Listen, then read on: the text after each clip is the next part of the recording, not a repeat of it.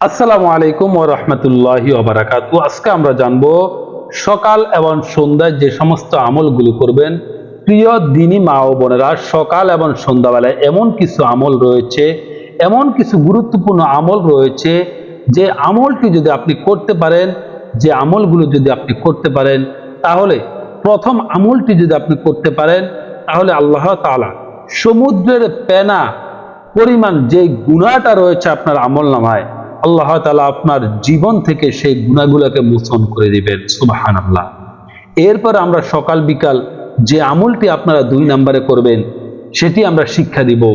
সকাল এবং বিকেলে মুনাজাতটি আপনি কিভাবে করবেন, সেই জিনিসটি আমরা শিক্ষা দিব।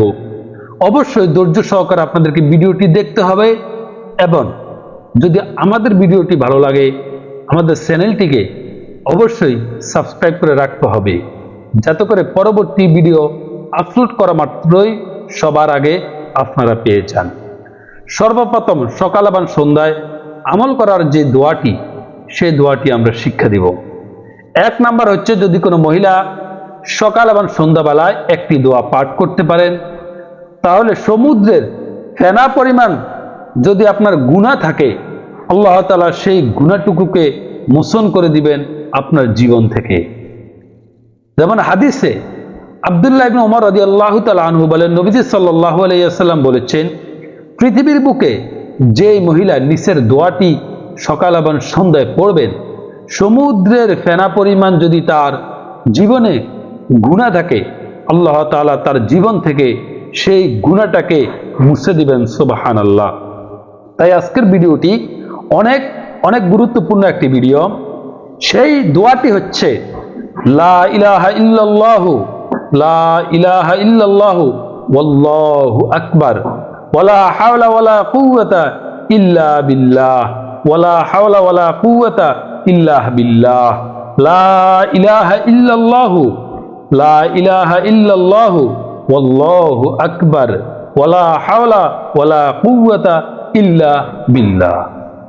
প্রিয় মা ও বোনেরা, মাত্র কয়েক সেকেন্ডে আপনি এই দোয়াটি পড়তে পারবেন। মাত্র অল্প কয়েক সেকেন্ডে এই দোয়াটি আপনি মুখস্থ করতে পারবেন। অল্প কয়েক মিনিট সময় লাগবে এই দোয়াটি মুখস্থ করার জন্য। আমি আবার বলে দিচ্ছি, লা ইলাহা ইল্লাল্লাহু ওয়াল্লাহু আকবার ওয়ালা হাওলা ওয়ালা কুওয়াতা ইল্লা বিল্লাহিল আলিয়্যিল আযীম। যদি কোনো মহিলা সকাল এবং সন্ধ্যা অথবা প্রত্যেক 5 ওয়াক্ত নামাজের পরে এই দোয়াটি পড়তে পারেন, আল্লাহ তাআলা সমুদ্রের ফেনা পরিমাণ যদি আপনার আমলনামায় গুনাহ লেখা থাকে, আল্লাহ তাআলা সেই গুনাহটাকে আপনার জীবন থেকে মোচন করে দিবেন। এরপরে দেখুন, যখন আপনি নামাজের মুনাজাতটি করবেন, সকালবেলা ফজরের নামাজটি পড়বেন, মাগরিবের নামাজটি সন্ধ্যায় পড়বেন, 1 নম্বরে আপনি আপনার মা বাবার গুনাহ মাফের জন্য দোয়া করবেন।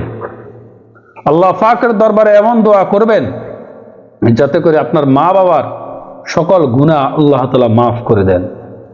2 নম্বরে তাদের কবর আযাব মাফ হয়ে যায়, যেন এমন দোয়া করবেন যাতে করে আল্লাহ তাআলা কবরের সকল আযাব মাফ করে দেন। সুবহানাল্লাহ। 3 নম্বরে আল্লাহ মা বাবাকে কবরে লালন পালন করবেন, এমন একটি মুনাজাতে যদি আপনি এই কথাটি আপনি বলতে পারেন, আপনার 3টি ফায়দা হবে, 3টি লাভ হবে। 1 নাম্বার, আপনার মা বাবার গুনাহ মাফ হবে। 2 নাম্বার, তাদের কবরের আযাব আল্লাহ তাআলা মাফ করে দিবেন। 3 নাম্বারে আল্লাহ তাআলা মা বাবার কবরে তাদেরকে লালন পালন করবেন। 1 নাম্বার হচ্ছে, রব্বির হামহুমা কামা রব্বায়ানি সগীরা।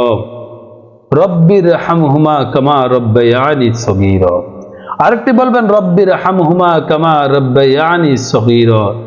যদি এই মুনাজাতটি আপনি প্রতিদিন মাগরিবের নামাজের সময় অথবা ফজর নামাজের সময় যদি কোনো মহিলা করতে পারেন, আল্লাহ তাআলা আপনাকে 3টা পুরস্কার দান করবেন। 1 নাম্বার, আপনার মৃত মা বাবার কবরে তাদেরকে লালন করবেন। 2 নাম্বার, তাদের কবরে যদি কোনো আযাব হয়, আল্লাহ তাআলা মাফ করে দিবেন।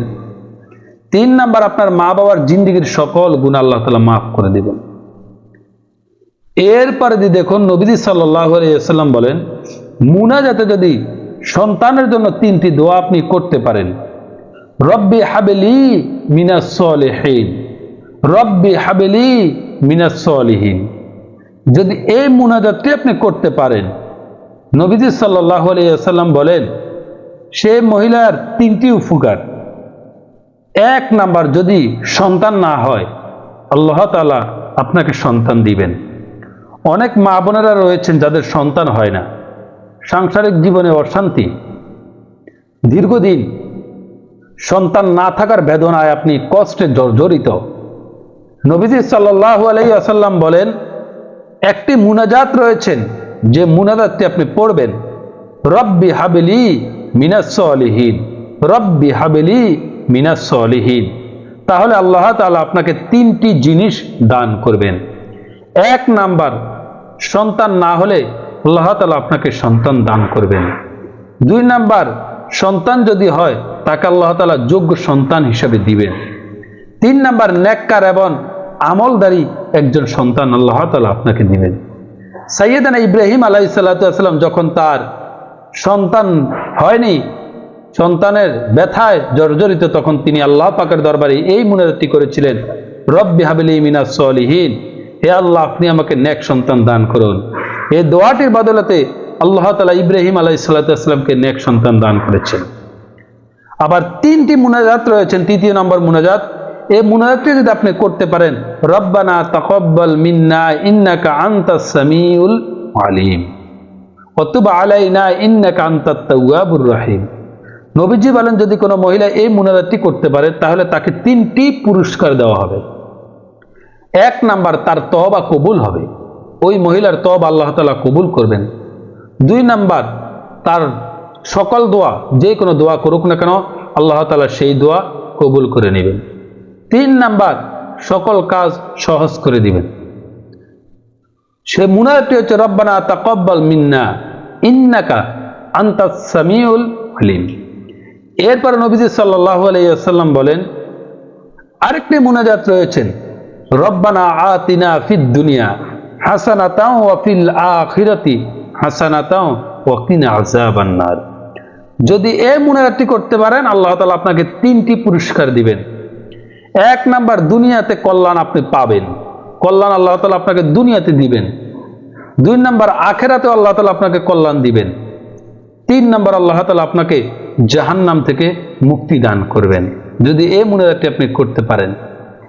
এরপরে দেখুন আল্লাহ তাআলা বলেন, নবী সাল্লাল্লাহু আলাইহি ওয়াসাল্লাম বলেছেন, রব্বানা যালামনা আনফুসানা ওয়া ইল্লাম তাগফির লানা ওয়া তারহামনা লানাকুনান্না মিনাল খাসিরিন। এটি পড়তে পারলে আল্লাহ তাআলা আপনাকে 3টি পুরস্কার দিবেন। আল্লাহ আপনার সকল গুনাহ মাফ করে দিবেন, আপনাকে আল্লাহ ক্ষমা করে দিবেন, ক্ষতিগ্রস্ত থেকে আল্লাহ তাআলা আপনাকে হেফাজত করবেন। আজকের ভিডিওটি এই পর্যন্ত। পরবর্তী ভিডিওটি দেখার আমন্ত্রণ জানিয়ে আজকের মতো বিদায় নিচ্ছি। আসসালামু আলাইকুম।